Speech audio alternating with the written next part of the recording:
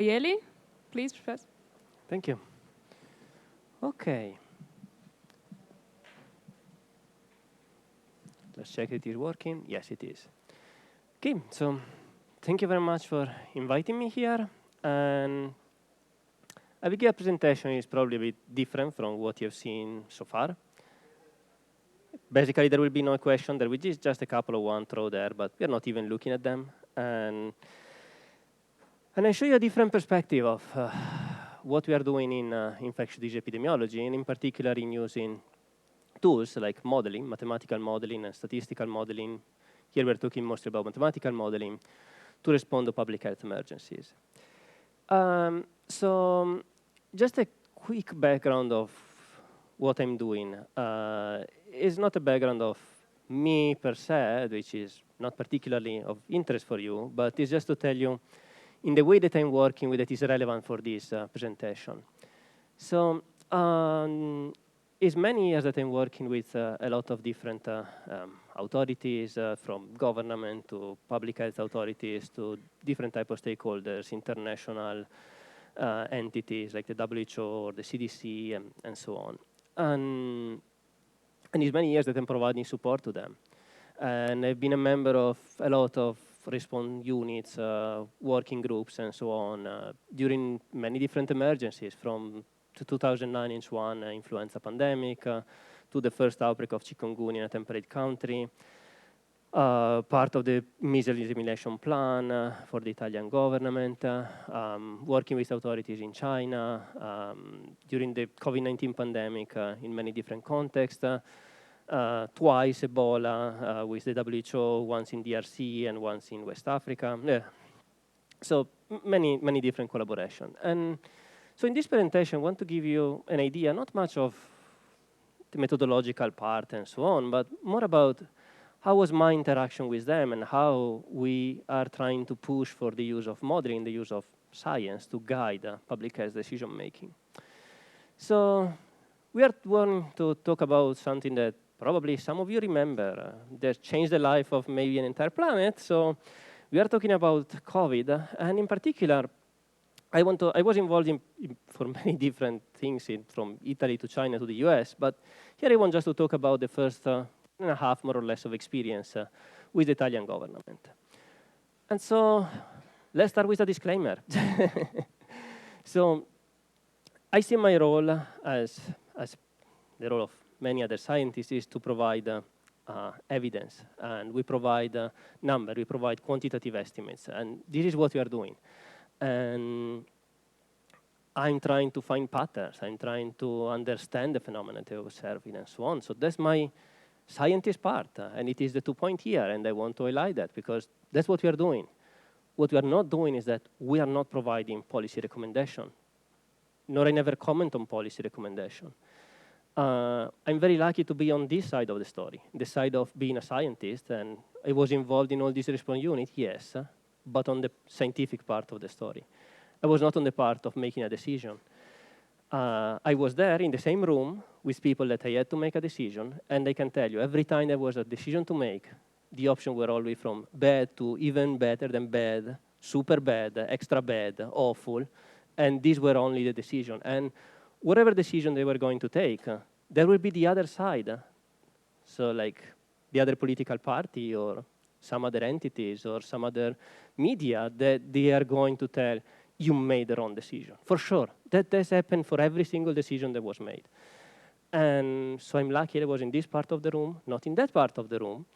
And that's why I don't comment and I don't talk about policy. I can tell you what the numbers are saying, but then the decision is very different from that because we are talking about a phenomena, and there are so many different things that go into an epidemic, from the impact that the epidemic has on the healthcare system, on the loss of human life, on the loss of health for the individual. But at the same time, there is the economy of the country. There is the mental health of people. And there is so many different complexity and everything together that is very difficult to make decision. And so every policy is very difficult. And I can just provide numbers from my side, and then other people are making decisions, luckily for me. And then again, another thing, this presentation is just my recollection of what happened. And It doesn't mean that everything I'm presenting is everybody was in agreement. I can tell you every time I was in a room, there was someone saying something and someone saying the opposite of that one. So that's my view of how things went. So let's go down to memory lane and just remember this year and a half of experience that I had. So that's how the pandemic was looking like in January 2020 when we were in Italy and talking about the first meeting. And y-axis, you have the number of cases, and x-axis, you have time. So that was the situation. And no, it's not that there is an error on the plot. The cases are in blue if you want. You will see them. But as of when we started the conversation, that was the situation. So there was nothing. So these people, they had to make a decision, and that's the data that they have. And from our side, they are telling us, give us indication based on this data. So yeah, a lot of people in the room talking about this. But of course, that's just a part of the story for Italy. But at the same time, we were working with China, and I was involved in the initial response in China. So we were having data coming from China. So at least we had something to play around and to start with.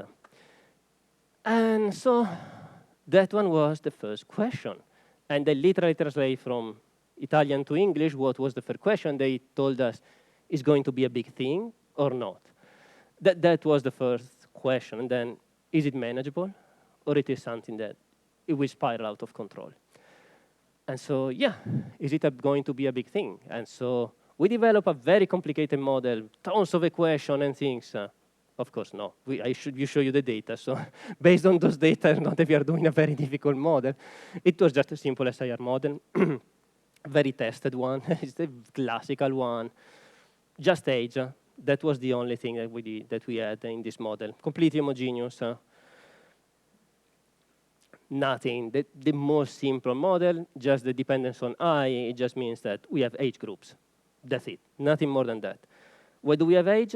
Because even if we were in Italy 0 cases from China, and I was involved in studies, we were already trying to estimate the severity of COVID, and it was immediately, since the get-go, that is completely different by age. So age was going to be a main determinant for the entire pandemic, and it was. And so that component is something that we had to include that. So that was the only thing that we included in the model. The age component, and most importantly, the severity by age. So the severity risk of hospitalization, risk of requiring an ICU treatment, risk of death, and so on. Actually, at the beginning, we were not even considering death because the data was so blurry in terms of death that we were having trouble, and it was not really needed to reply to the famous question, is this going to be a big thing? And hospitalization was already enough to understand what it was going to be. And so that's the first model that we developed. Very simple one, very well tested. That's a key thing when working with the authority, was to have something that you get a question and they are going to tell you, okay, so give me the answer. I say, I need to develop the model. Oh, that's fine. We can meet tomorrow again. And that's the timeline usually. It is something like, yeah, we meet tomorrow. And we were meeting 6 days per week in that phase of the pandemic, from Monday to Saturday, every day. And so, yeah, they can give you a question, and tomorrow you need to come up with something. So you don't have time to develop something complicated. You want to just go to the basic and have something that works.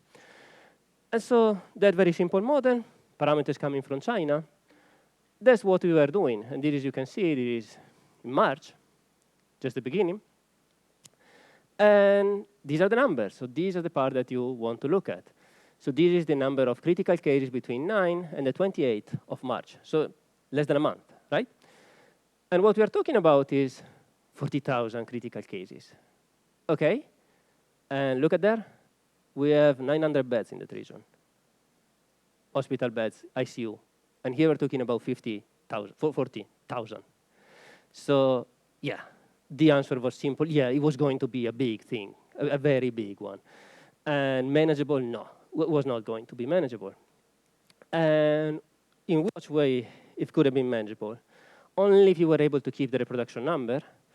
So probably at this point, everybody knows what the reproduction number is after a pandemic, but I can remind you, it's sort of average number of infection that a typical infector produced in the entire duration of their infectiousness.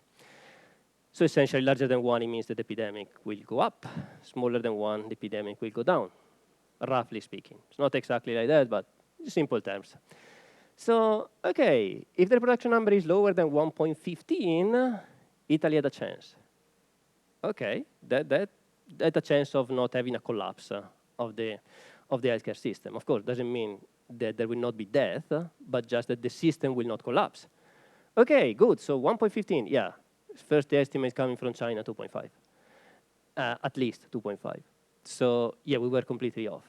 And so yes, it was going to be a huge thing, and we really needed to do something. So at this point, you are here, and yeah, there were the first cases there, and the question became, OK, so you're telling me that if the reproduction number is lower than 1.15, we can make it. And then the question was, OK, we don't have an epidemiological surveillance system of some kind that is actually monitoring the reproduction number. So one of the very first things that I did, and probably is the only thing that I did with my hands during the entire pandemic, is that I developed a code for them, for the Italian government, to estimate the reproduction number over time. It's the traditional one, nothing special. It's a Bayesian approach. It's very simple. But the key point was that we need to monitor that in real time. And so we need to have a surveillance system that is working, is collecting the data so that we can estimate the reproduction number, regardless of who is doing what. Because at the beginning, we were doing that as academia, and then we trained people inside the government so that at a certain point, they were the one clicking the button and using the tool after it was tested for months and months and months of pandemic. With a postdoc coming there and training them to click the button. It was not very difficult, but so we needed that one. And good, so essentially you need two input. And one is whatever unit you are considering, whatever epidemiological outcome you consider. It can be cases, can be positive infections, can be hospitalization, whatever you want to do, but you need an epidemiological outcome over time. OK. At the beginning, there was no epidemiological surveillance system in place for that, but it was adapted very quickly. So Italy quickly adopted a specific surveillance system for COVID, and so we had the data. But the other component that we needed was that we needed the generation time. Generation time is essentially the time between two consecutive generations of infections. Okay, so if on average it takes me 3 days, I'm infected, it takes me 3 days to infect my secondary infection, that means that my generation time is 3, roughly speaking. And we needed to know that one, and that one is more complicated to assess. Also, it tends to be pretty shaped by what you are doing on the ground. So it's not so straightforward to borrow the generation time from China and take it and plug it in your system if you are analyzing Italy. And what's the reason? The reason is that the intervention that you're doing shape the duration of the generation time. So you can imagine that if you're really good identifying cases, oh, perfect, that's an infection. And let's put this person in isolation, and let's start to quarantine the contacts, and blah, blah, blah. So what happens is that you're shortening the time that this individual would be able, so would still be able to transmit, but you put this person in isolation, no longer transmitting, the generation time becomes shorter. So in China, they were really good at that. And you cannot take that number and throw it there for Italy and hope that it works, because they were pretty different. So we had to start a contact tracing investigation in Italy too. And sure, not at the level of the contact investigation done in China, but better than nothing, we did what we can. And at that time, it was difficult to have something, again, for the same reason I was saying before, that you need something that is trusted and that the authority can trust, and so on. So we could not use a very complicated statistical method to estimate generation time. So we went for a proxy for that, and we went for a much simpler calculation to estimate instead the serial interval. Serial interval is much easier to calculate from practical studies. Serial interval is the average time between when I get, let's say that I'm infected and I get symptoms on a certain date, and when the secondary infection they generate, they are going to get symptoms. Like, if you consider that one, on average, this the same duration of the generation time. The average, the distribution is completely different, but at least the average is, in principle, nearly the same. It's not exactly the same, but it's a good proxy. Of course, the distribution is different because serial interval can be a negative. For example, I can have symptoms after my secondary infection already shows symptoms. Maybe my immune system is stronger, and so I get symptoms later on. And some person with a weaker immune system, they start to show symptoms before. Instead, generation time have to be positive because I'm infecting someone. I cannot do that in the past, right? But anyway, so we were able to do that.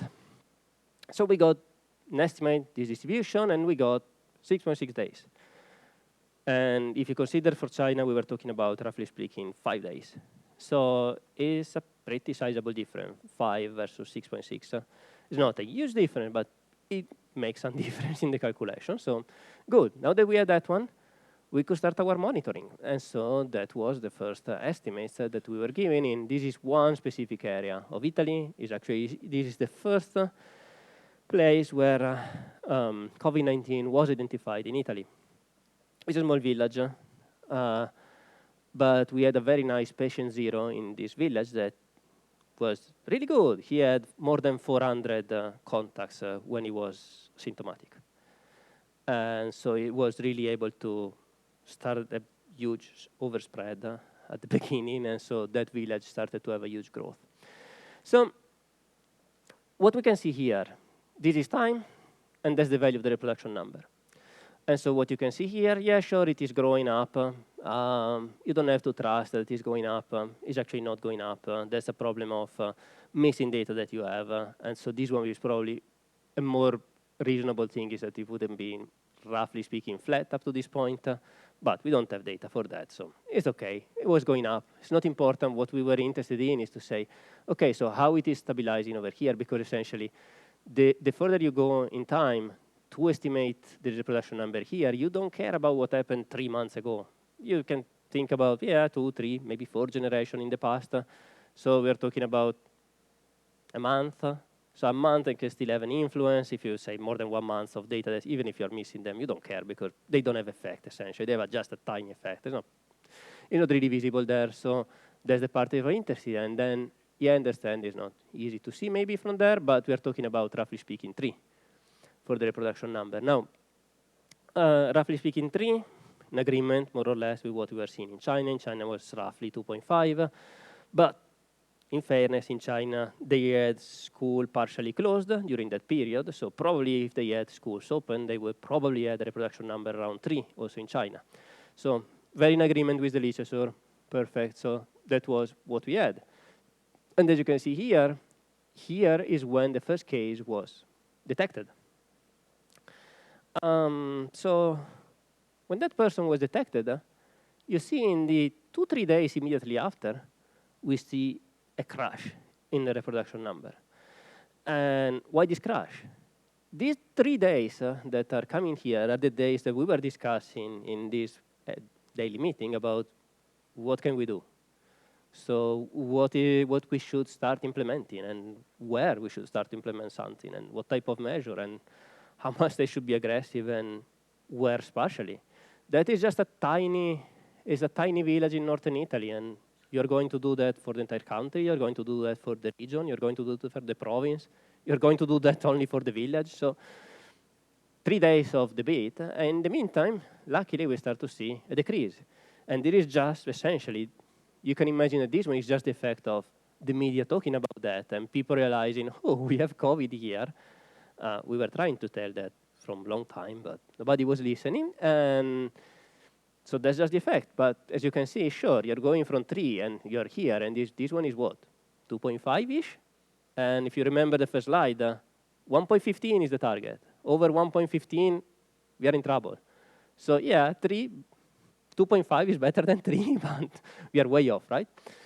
And then 3 days of talking and say, OK, we need to be very aggressive. And that was the first lockdown. And they put in lockdown that village and area around that village.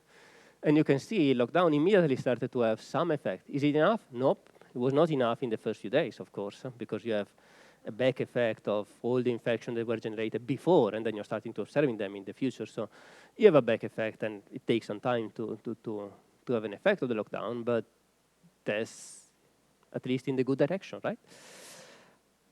And so the situation in Italy was this one at the point. So sure, we were able to more or less do something in that village, but too late, right? The outbreak in the meantime was moving to other areas, and so the epidemic was still growing. And so at this point we need to do a lockdown country level. And at the beginning, we was like a debate and say, well, do we do for that region? And then they say, of 2 regions, and then, yeah, 2 regions doesn't work. I remember we prepared statistical methods. So remember here we are talking about February, March. So there are other viruses circulating. So if you don't have a very solid surveillance system already in place, what happens is that you are having a mashup of signals also from influenza, from RSV, and so on. And so it's difficult to really discern the situation. And so we did a statistical tool to say, okay, do we see anomalies? Because maybe in some areas they don't have even enough tests to test people, right? And so we see signals of people that are symptomatic, but we don't have enough tests to test all of them and see, is it really COVID or not? And good, so we applied the tool, and the results were, okay, there is everywhere. So in every single place that we were doing the analysis, we were finding is completely off chart. So it cannot be that is something else, they have to be COVID. I'm not even showing the tool because it never make it to anything, because we tried once and we did the analysis, COVID is everywhere, and then the tool was put in a drawer and never to come up again from there. And so, yeah, we needed a national lockdown. Now, for the national lockdown, at the beginning it was difficult to even see, is it working, this lockdown? And so you should look at this plot and look at the dark bars, right? So these ones. So the lockdown was already there, and these bars are going up after the lockdown. And actually, they're going up strong, right? So here is the start of the lockdown, and they're going up strong, right? And so this is what people were seeing. And it's very difficult to convince a population of 60 million people, stay home, stay in lockdown, don't do anything. And the media are always showing this plot. And they're showing, yeah, sure, do a lockdown, and look at the cases that are spiking up. Of course, the issue is in the delays in reporting, the delays in the system. It was very difficult to put the surveillance in place at the beginning. Getting data was difficult. So the situation seems to go up, but as soon as you start looking better at the data, these are exactly the same data, the one in the light color, and actually the data were going down, and they were going down fast. So these data are the one that we knew how to reorganize them for the date of symptom onset for these people. And so if you reorganize them by date of symptom onset, instead of when they were reported, you actually see that the curve was going up, and then lockdown was started to go down. We didn't have the date of symptom onset for everybody, but at least for the one that we had, that was the trend. So it's a completely different trend that we were seeing. And so the message that was coming from the Ministry of Health and the government, and we were trying to talk with the media, was that, hang in there, the lockdown is working, don't worry. Is the media, they like to put stuff like this one, don't worry, that's not the true picture, and so on. And we were doing modeling analysis to continue to check and monitor if the lockdown was doing what we were expecting, and yes, it was aligned with the prediction of our models. So everything was going in the direction that we wanted, but it was very difficult with all the media pressure and all the other political alignment and so on. But yeah, that's the message that we were giving. Now, the lockdown was working, and so there's the curve, right? And so it was doing fine, right? And so immediately, as soon as it started to go fine, a lot of pressure of, okay, now we can release the lockdown, and say, wait, release the lockdown. We are doing fine because there is the lockdown, and if you release it, it's not going to be fine. But of course, there was a lot of pressure in, we need to release this lockdown. And so the question that we were asked over and over every day at every meeting, they were saying, come up with something, come up with some exit strategy. Yeah, based on what? It's not that we had many tools, and yeah, you're basically saying, what if we are dropping a lockdown and we are doing some other type of restrictions that are not so aggressive like a lockdown, but they are still doing something, right? And so we started to study how we can do that. And so the model becomes slightly more complicated at this point. So essentially, in addition to age and the specific risk, we started to have to consider also employment. Now, why employment is that the idea was we need to have some workers that they have to go back to work. A bit more than just essential workers. There are other works that are somehow essential, even if they are not categorized as essential workers, but we still need to have them at work. So we need to start to have employment in the model so that we can check those categories and let's start to prioritize them and say, let's try to have less restriction to them because we need them to get the society going and not just the healthcare workers or just the police. We need other people that they have to be there. And considering employment, we had to start also including the transmission in different settings. So different settings means, for instance, transmission at work, transmission at school, and so on. And so we come up with a lot of different strategies that we tested with the model. And so you have, okay, if you're doing this strategy, that could do something like this. This other one, you will increase in this way, and so on. And so we draw a tons of scenario based on all the indication that the authority were providing us, because basically you can imagine the discussion was something like this. Oh, what if we do this? So it could be something like, we leave home only people that are working in one sector, and everybody else free to do whatever they want. Wait, do you think that could have an effect? But no, that's the question, and they're asking you, so you have to do also those simulations that they were doing nothing, right? And so probably we tested, I don't know, probably a few thousand different scenarios and combination about how you can try to release them and so on. And so we come up that, yeah, you have some way that you can somehow manage the infection and somehow get the reproduction number around 1.15, as we said at the beginning. So, yeah, indication were somehow in that direction. I wouldn't say there was a super strong evidence and super strong support because of all the issue that you have in trying to put stuff in the model. And you start to say, yeah, just put this employment. And yeah, as soon as you put employment, you start to have issues because what is the relative risk if you are a construction worker with respect if you are, I don't know, you work in a library? And we don't know. And we don't know because there is no epidemiological evidence for that. Still, as today, we don't have epidemiological evidence for that. And there's still a major gap. And so we had to make some assumption here and there. And I don't like making assumption in the model, and we had to do that. We were able to do some estimates. We were able to conduct some longitudinal studies, at least from among healthcare workers, and to find who among healthcare workers are the one at highest risk of infection. Some results are surprising, by the way, like radiologists are very high risk of infection. And you know why radiologists are particularly high risk of infection for COVID in that phase? Any idea, someone? A radiologist. I say, why a radiologist?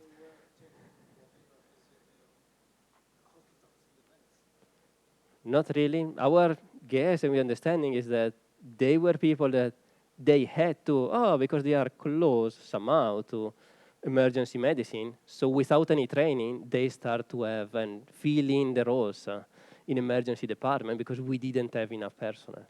And when people start to fill in the role of someone else, they don't know exactly how to do that, right? And so they had a higher risk just because they were doing not what they were trained for. And in fact, we saw the risk going down when they started to get better training. So that's why we think that that's the result, but that's why we think, that's probably the reason, because they started to get training, the risk started to normalize. So there are even issues of this kind, but for the general population, you don't know. We don't have any study about like construction workers versus a person working in a shop, and we don't know.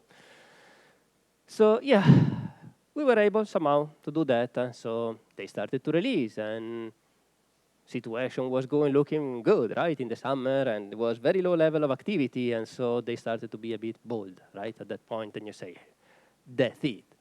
Let's go back to normal and done, right? So now we have In Italy, schools start in end of September, depending on the region. So we were here and we say, yeah, we have a month and a half before school restarts. So let's come up with something. Can we go back to everybody in person and just go to school? Like everybody wants to get rid of their kids and they don't want to keep them home and let's go. And so everybody, so that was sure, we can try to test it. And so at that point, the indication were how we can test them. So the plan was, well, we can do some testing in schools. And so we can do resources of putting tests at schools and we can test people at the entrance. So when they enter school, we can test them. Let's see if they are positive or negative. They are negative, let's let them in. Or you can do other things that we're proposing, like let's check how many people are absent. And if you see that many people are absent in a class, in abnormally high number of absentees, let's close the class just to make sure that in case they are absent because they have COVID, let's close the class. And you can do that also for this at school level. Like, if there is a lot of people absent in the school, but let's close the school, right? And so that were the question that we were asked to. But at the point that we were talking about classes and schools, and see, the model that we were doing were not enough. Because at that point, if you want to have student absenteeism in class, you remember the initial model that I did? We don't even have schools. How we can test absenteeism inside a single class. So the only way at that point was to do a much more complicated model. Funny enough, this is not the model that we used, but it's just to give you an idea. To give you an idea that the model has schools, contact for household, in workplaces, and everything else. Actually, then schools were then subdivided into classes that are not represented here in this model, but then we have that one. And we had the model for the entire country. And so you can imagine that there is all this complexity on absenteeism and so on. And so these are stuff that you start to put in the model. And then you start to have saturation effects because now you have a network. And so you start to infect people in your, let's say, neighborhood. And then you don't have other people to infect in your household or in your class and so on. So that's a much more complicated model. So sure, you do a very complicated model and so on. And then the result is whatever strategy you're doing, it will not work.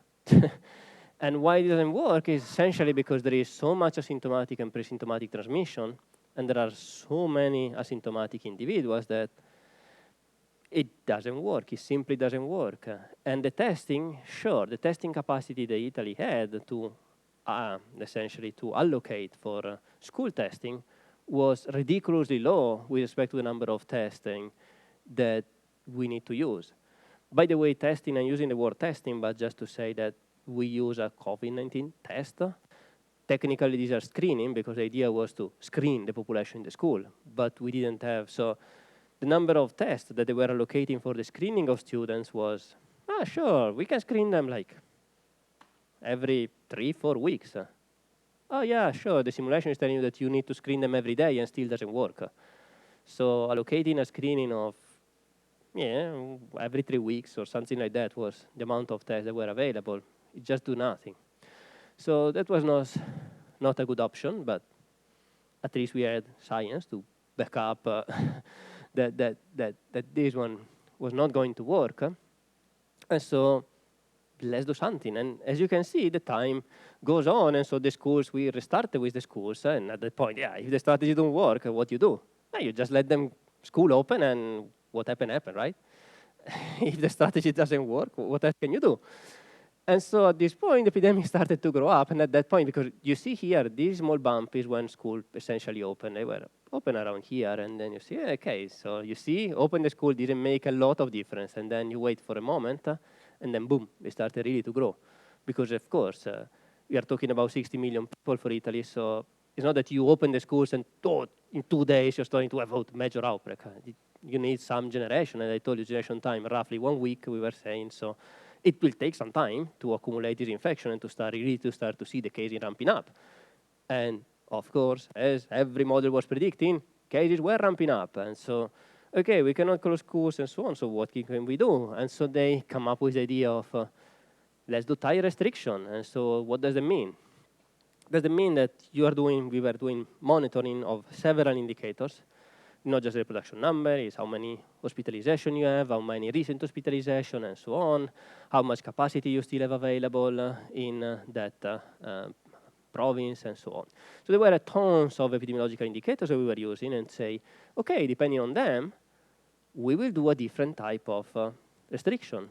And restriction can go from the red, which means lockdown, to the yellow that is pretty light. There was also white that is even lighter than that. And so you can imagine that this was increasing level of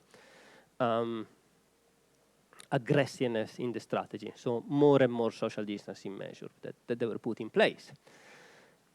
And so we did some modeling work to show, okay, this is, you put yellow and you observe this one.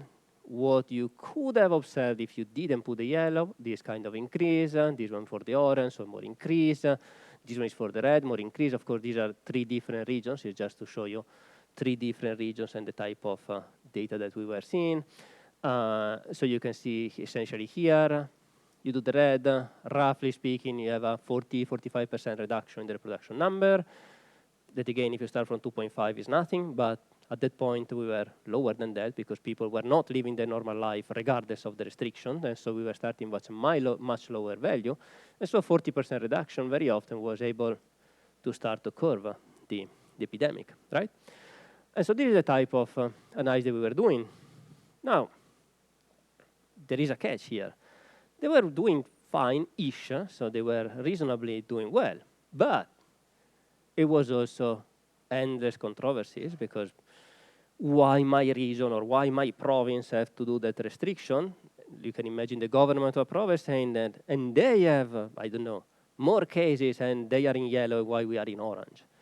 And it's, yeah, because you don't have hospital beds available, maybe, or maybe because your reproduction number is higher or so on. And it was tough. And you can imagine all the media talking to each other, all these politicians from different regions and so on, and it was a disaster. Somehow, we all were hanging in there, and somehow we were able to make it work.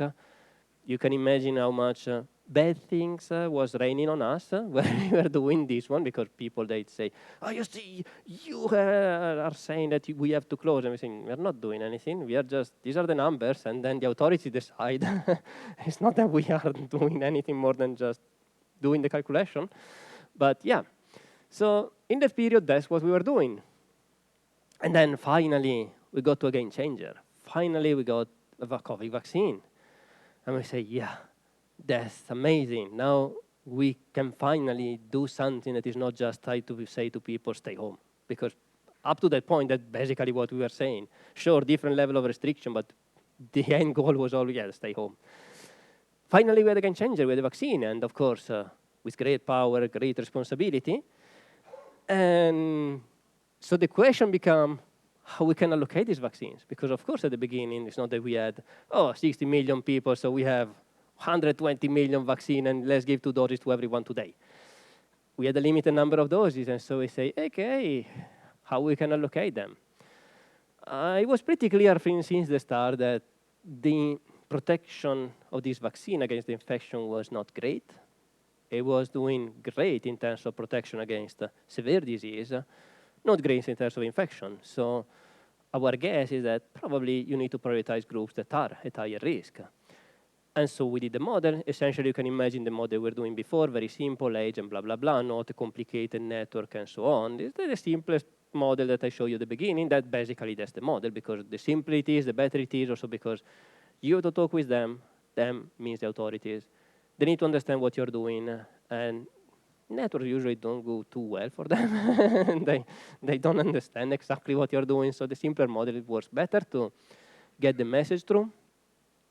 And so basically what happened is that, yeah, the, let's say, least worst strategy, if you don't have enough doses, was to let's try to protect the healthcare worker first, because if we don't have healthcare workers, then the structure will crumble, and so we need to have them. The elderly, of course, they have a way higher severity for elderly, so these are the first one that you need to put there. And then vulnerable population, I just put vulnerable. There was a lot of different definition for vulnerable, so what other pre-existing condition, at least for COVID, you have. So there is a lot of groups that are there. And then later on, this is not done in real time, we were able to estimate that, yeah, this initial allocation in this initial part of the epidemic was able to save 12,000 deaths. So the vaccination was pretty successful since the beginning. Of course, this number, we did that a posteriori and not there in real time, but the prediction of the model were saying that this is the best strategy, and luckily, yeah, it was working. Now, the usual thing, if something can go wrong, it will. And at that point, yeah, we have the vaccine, but it's also the same time where we started to have variants. And we started to have variants of concern. And boy, we were not ready for variants of concern. So how can we control them, mitigate them? Well, the first thing is that we are not even able to monitor them because we didn't have a surveillance system in place that was monitoring the variants. Now we have a lot of things. There are wastewater surveillance, there are genomic surveillance, and so on. But at that time, there was nothing. So we were just counting cases, counting hospitalization, and nothing for variants. So we need to put together a genomic surveillance system. And now the question is, why the heck I was involved in genomic surveillance? I don't know anything about that, right? And that's absolutely outside my realm of expertise, and I don't know anything about that. So why was I involved? Because sure, virologists were able to put the system in place, but then they are not able to estimate the transmissibility of the variants. And they need modelers to estimate the transmissibility of the different variants. So that's why they still ask us again, and so we are still involved in the genomic surveillance. And so we were getting different variants, and we were saying, okay, so how much more transmissible is this variant? I just say transmissible for simplicity. It's not just a matter of transmissibility. Maybe it's just more immune evasive and not particularly more transmissible. It's just that it's better at evading the defense that people are building up and the antibodies and so on. So that is the part that we were doing at that point, and we were helping in this one. And so what was the main catch? Well, we need to get even higher vaccination coverage because that one was the only thing that we can do at that time. Then, of course, later on, were introduced vaccines that were more targeting certain variants, but at that time, they were not available. So let's at least try to increase the vaccination coverage and tell to people that, yeah, there is a new variant, don't worry, get the vaccine anyway, even if it was for the ancestral lineage, it's not for this one, get the vaccine anyway, and so on. So we're at that point, and I'm closing here. So at that point, they were starting to say, okay, so how we can move forward from there. Of course, now we are 2 years in the future, essentially, with respect to the last slide that I showed you. And these are basically still true. These are stuff that I wrote yesterday when I prepared this presentation, but these are basically the same things that we were telling them 2 years ago. What you can do? Well, the first thing is that you need to understand what you have there on the ground. So we need to still put effort in monitoring. Now, monitoring changed a lot during the course of the pandemic. Like now we are doing basically mostly, even in the US, we are doing just surveillance for hospitalization, essentially. We are not doing surveillance for cases, which is fine, but we still need to know what's going on the ground. So some level of surveillance is needed. Now the US are even starting to think about dropping the surveillance. There is a strong push from all the community and the CDC to keep that ongoing. We will see if we're going to win that battle or not, but you need to understand what you have there. And then you can do with a genomic surveillance. You can do that with wastewater surveillance or whatever, but we need to keep monitoring variants because you never know. Murphy law that I mentioned before, things can go wrong, and maybe tomorrow we have a new variant that is more severe, and we need to be ready for that. So you have to keep monitoring them. The other point is that you need to have situation awareness. So sometimes just looking at the data is not enough to say, is the situation going to change now, or is going to remain more or less stable? So we need to have system in place, and here the US are doing a big push on this one in increasing situational awareness. We are trying to do the same in Italy, with a much lower scale, but we are trying to do the same. And how we can identify changes. And the data seems as noisy, but that little bump is noise, or it is because something is going on. And we need to have tools, analytical tools, to be able to say, yes, that one is a thing, or not, that's just noise, don't worry. The vaccination will remain a key tool, and they are still a key tool, and we still have questions about how frequently you should get another dose of vaccine. Communication is important. It's not written here, but communication is super important. Like, I think one of the big mistakes that was done was to call booster the third dose of vaccine. Now, that one is not a booster. That's not a booster dose. Booster dose gives the idea of, oh, yeah, sure. I did my vaccine for measles, and then I get a booster dose when I'm 5 years old, and then it's done, right? And are you going to call booster dose when you're getting the vaccination for influenza every year? You're not. And for COVID, it's the same thing. It's not a booster dose. And I don't care. How many doses? That's just the usual question. How many doses did you have of vaccine? Why should I care? The question is, when did you get your last dose? It was 6 months ago? It was 3 months ago? It was 1 year ago? That's the question, and that's the way that you should frame the message for that one. And so that's what we're trying to do, to try to pass this message to people. And of course, you see that we are still updating the vaccine. There are new variants, and the vaccines are updated to keep to account the new variants and so on. And then we still keep to put money into investing preparedness and response, because something is going to happen. Maybe it will be COVID, maybe it will be something different, but you need to have everything in place for that. And with that one, I conclude. Here, I just put some of the paper that I used to prepare this presentation. There was no way to write all the names of people involved in this project, because we are probably talking about 200-300 people. So yeah, I just put in the papers. That's a huge effort of the entire response team, the Italian government, the Italian Institute, the National Institute of Health, the Ministry of Health, the Ministry of Labor and Social Welfare. We were all in this together, and we come up together. And just a final advertisement, we are hiring. And if you saw this guy, he can give you some very bad, deceiving advertisement for how it is to work here. So, yeah, and thank you for your attention.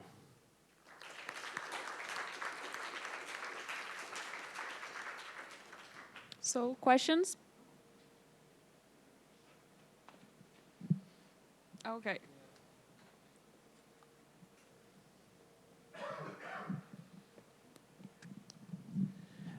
So thank you for your nice talk. So your last point was about preparedness. Can you tell us more about preparedness? Yep. Not only from the scientific point of view, because I mean this is, I would say, easy, but in the landscape of misinformation that we live today. Yeah. So preparedness, there is a lot of different aspects that goes into the preparedness and the issues that we are having. I will start with one that I think is the most important issue that we have, that go back to the initial point of the slide, which is monitoring. And preparedness starts with monitoring. And I can give you this story. So China had, in 2003, have an outbreak of SARS, right? The original SARS. And they were prepared. Now, not at the time. At the time, they were not prepared. But when COVID started, it was amazing. They already had in place a system of local authorities should go to the provincial level. The provincial level gives information to the county level, to the province level, the prefecture level, sorry, to the province level, the province level to the national level. And you say, oh, there's not magic, right? Everybody can understand this chain of command. Yeah, Italy didn't have that ready. US didn't have that ready. And that saves a lot of time at the beginning of the setup. And wasting a month in just preparing the surveillance system, it means that you are starting with you have a lot of cases in your country instead of, yep, they start to ramp up in just people sharing about, oh, who should contact whom and who should, and they don't have an informatics system ready. So we didn't have, Italy didn't have an informatics system already in place for this type of surveillance, because we have the regular surveillance, but that's a situation that is not regular. So we didn't have that ready. And do you invest money in that one? Unfortunately, Italy is not. But you should, because you should try to keep a system in place, because if something happens, then you will need a system, and you don't have time, probably, to put it in place and take another month to put it in place. And just to give an idea, at the beginning, there were infrastructure that some places they were doing everything on one computer. And when at a certain point that hard drive broke, the data was lost forever, and we never retrieved that data again. And that's the level of information that they were having, because the regular surveillance for, I don't know, measles or varicella, sure, that one is the regular one, so that one is super backup on server and so on, but no, this one we just to put something together for COVID and see it. So that's a huge investment that should be done for preparedness. But then, of course, what you were mentioning, education campaign. We need to educate people, and my sense is that there is a lot of confusion in the media, which is not helping, about do we need to get another vaccine or not? Even this, as I mentioned, this name of calling booster dose, or how many doses did you have? That's not the right framework, and we should put, it's a small investment, right? It's a very simple thing. It seems simple, but getting this message through to the general population is so difficult. And there should be investment in that sense. And these are just a couple of things, but there are so many different aspects that should be there. I agree. More questions?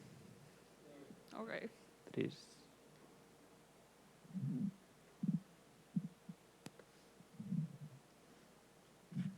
Thank you. So now that you have data, or I guess you have also done some post-mortem analysis, etc., what would you say is something that the modeling, I mean, the tools that we have as of today is not able to capture? Mm-hmm. Yeah, so if I have to say one thing that I would love to have, which is that we are still missing a piece of knowledge, and it's not an issue in the model, it's that the model cannot calibrate it properly, is the risk of infection for different categories of people.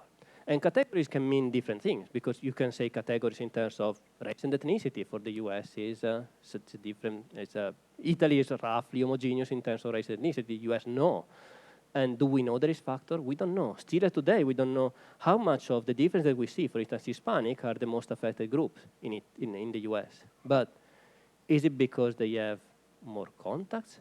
Is it because they are same contact, but they are more at risk, the contact that they have? Is it an issue in, I don't know, different pre-existing conditions, so it's more likely to get notified? We don't know. And what I mentioned before, it is risk factor for type of occupation. It's not just group in terms of race, ethnicity, or age, but occupation type. Depending on the occupation, it will be different. And let's imagine now here Brazil has a huge outbreak of dengue at the moment. And the occupation, if you're thinking in terms of dengue, well, if you are an outdoor worker, like a landscape worker or a construction worker, your risk of infection will be much higher because mosquitoes are there outside. And do we know that for COVID? We don't know.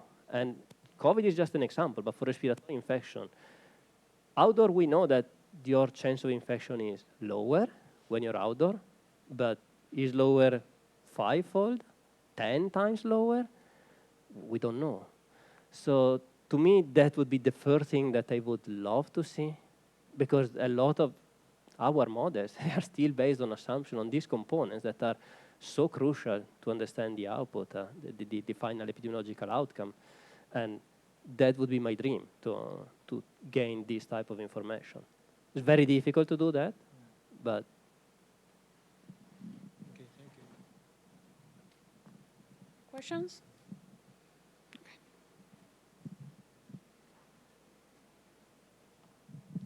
So, Marco, thank you for your talk. But I was a little bit curious on how, what kind of data do you use to, besides what you had from China, to really start extrapolating to Italy the initial contagion of R factor? So, how do you proceed to make this kind of estimations for another country based on what's happening in China? Because there's the difference in the number of populations and many, many other factors. So, I wanted to know. Yes. So what did we need at the beginning? I showed there is 1.15. That was our target. That was for a production number 1.15. Now, for China, we were estimating 2.5. Can we extrapolate that one for Italy? You saw that it didn't go well, because in Italy it was about 3, actually 3.1, if you want to be more precise. So it's quite higher, right? But is it enough to start to have an estimate? Doing a 2.5? yeah, it's an extrapolation, but to say that it was going to be a big thing, that's more than enough, right? Or the serial interval, or generation time, if you want, depending on what you want to use. We used the one for China at the beginning because it took some time to estimate the one for Italy. We were off? Yes, we were off. 5 days instead of 6.6. Does it make a difference? Sure. If you want to estimate exactly the numbers, it makes. So you're making an inference that is not correct. Does it make a difference at that macro level stage? No, it doesn't. Sure, if you tell me it's 6, 7 days instead of 5, so it will go slightly lower, slower the epidemic. Yeah, it will, but not to the extent of changing the type of, we are completely off. Then if you tell me, no, you estimated 40,000 critical infection in that period, and instead there should be 34,000. Yeah, sure. Okay, we have 900 beds available. So that was the level of, so that's the kind of inference that we had to do at the beginning. And yeah, I agree, it was not correct, but not to the extent to say it changed the general conclusion that we were having. One more? Oh. Okay. Hi, thanks for the talk. Very interesting. I was wondering, do you think it's worth it to try to make some realistic model in order to try to predict some epidemics, or maybe it's so difficult that it's better to try to get some qualitative behavior and just come forward with that? Yeah, so we used a lot of complex model as well. I can tell you the only time that we used a complicated model with authority was the one about school closures, because that one really required the type of putting a lot of components together, because the questions were so specific about, oh, let's base on student absenteeism, let's base on the screening when they enter the school and so on. So we had to do that. I think there is two different things. One is, do you want to talk with the authority or do you want to do more science? For science, yes. I love to have more complex model. I love to put components and so on. And I can tell you, when you work with authorities, the more stuff you put in the model and the less they trust the model. Every time that someone was saying, oh, let's put something that is novel, and the reaction was always, wait, you are putting in the model something that was not already tested and we don't have already 20 years of literature saying that that one is the way to go? No, it's what, don't do it. That was always the reaction. So there is a trade-off in adding complexity and working with authorities, because the more complexity, the more it becomes shaky for them to understand. And the other thing is that the more complexity you put, the more parameters you put in the model, and the less knowledge you have. Because in this situation, I show you the first slide. We started to make inference, and that was the plot. We had 0 cases in Italy, and you're saying, do something. And does it really add you much doing a more complicated model? Sure, it will tell you something different, but in that scale, it doesn't add to the discussion, and actually it just lowers the trust of the authority because they don't understand what you're actually doing with the model. So that's my feeling, at least in all the interaction that I had the last 17 years working with them. Thanks. So let's thank Mark again. Thank you.